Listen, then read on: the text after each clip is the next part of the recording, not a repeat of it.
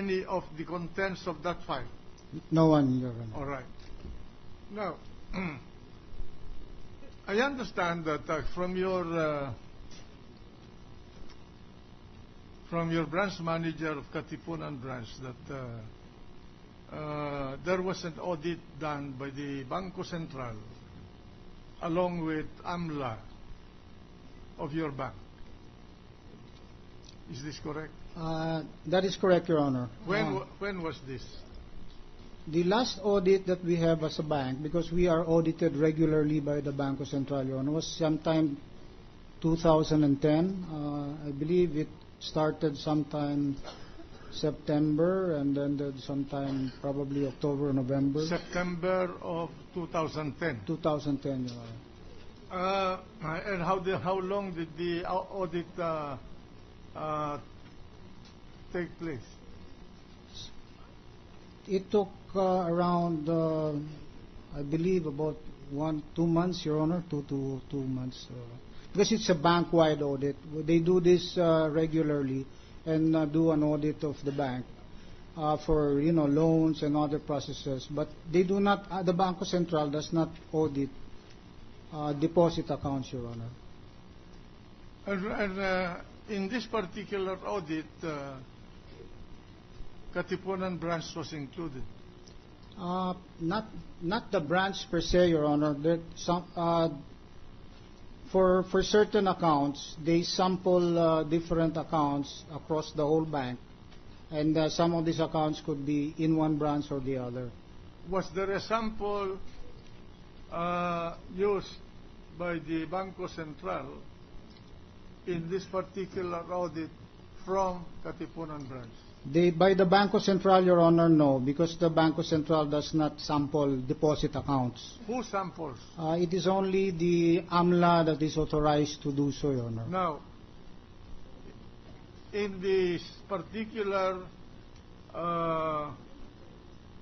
audit, was AMLA a part of the auditing agency? I believe so, Your Honor. All right. And in this particular audit, was any account, deposit account, from your Katipunan branch targeted for examination in this audit? I believe so, Your Honor. Now, do you recall what the deposit account or deposit accounts from the Katipunan branch were targeted for scrutiny and examination during this combined audit by Bangko Sentral and AMLA? I believe the AMLA actually looked at a few accounts which are what you would classify as accounts that need to be reported, and I believe that one of these accounts actually was an account from Katipunan. I'm not sure if there were any other accounts. Do you know the account from Katipunan that was included? Yes, Your Honor. Which one? This is the account of Chief Justice Corona. Okay. Is it normal in your experience as a banker and as president of the Philippine Savings Bank for AMLA to join an audit of the Bangko Sentral? I believe so, Your Honor. It is. Since the organization enactment of the AMLA law, yes, Your Honor. In every Bangko Sentral audit, the AMLA is always a part. They visit the bank actually to verify that we are adopting the processes that they require, Your Honor. Because they require certain reporting processes to the AMLA, like transactions. Who are they that require it? The Anti-Money Laundering Council actually requires all banks to report all transactions that are 500,000 and up. All right. And in this particular case, the same procedure was done. I believe so, Your Honor. All right. Now, in cases of an audit like this, when records are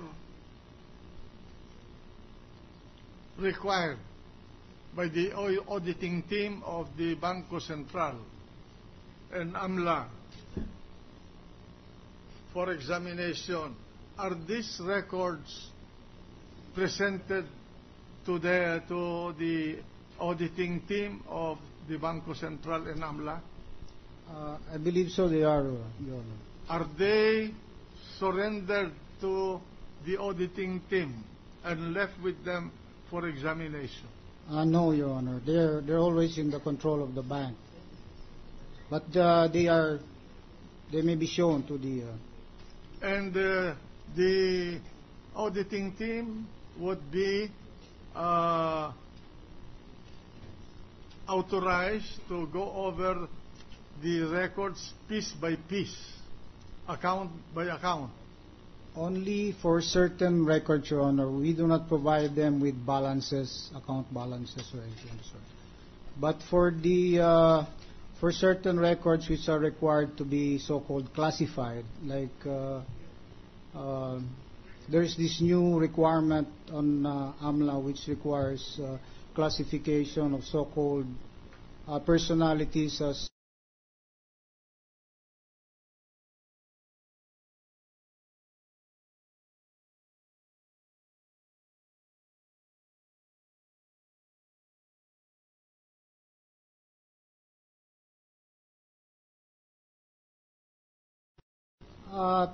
I'm sorry, Your Honor, but for example, if a senator judge account is in the bank, it will have to be classified as politically exposed person because they are elected publicly.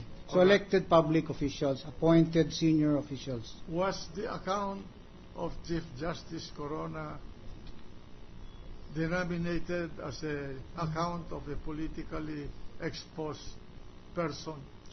Upon receipt of the instructions from the AMLA, we classified all of the accounts in our system so that any particular transaction is classified as a PEP transaction, Your Honor. Now, at the time of the audit, this procedure of classifying people either as not politically exposed person or politically exposed person was current.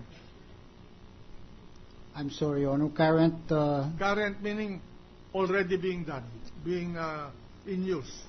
I believe so, Your Honor. Yes. All right. Now, when this audit that we are discussing by the Bangko Sentral and AMLA happened, the records of respondent Chief Justice Corona was included among those examined by the Bangko Sentral and AMLA. Yes, Your Honor. You are sure? Well, I verified the records. It was one of those that had a so-called exception comment. Now,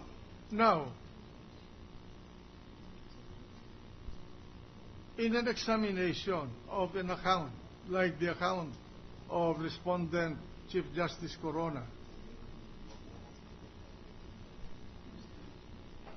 are the agents or assigned personnel of the auditing team of Bangko Sentral and AMLA authorized to copy or gather or